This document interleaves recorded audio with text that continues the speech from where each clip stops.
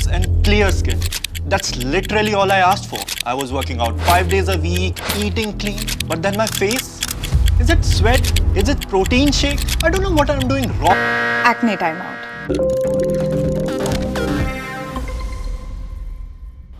Easy there. The gym is not the problem.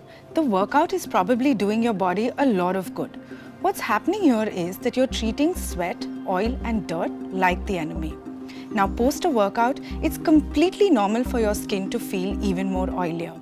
But when you end up over cleansing, scrubbing or skipping a moisturizer because you're afraid of making the oil worse, you end up disrupting the skin barrier. And when the barrier is stressed, your skin responds by producing more oil. That's the cycle we want to stop.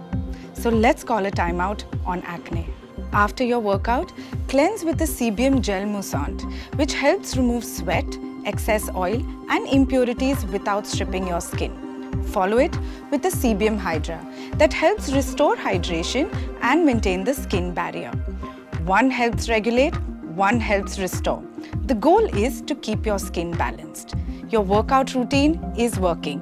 Now your skincare routine will work out too. Face acne right with the Bioderma Sébium Acne Care range.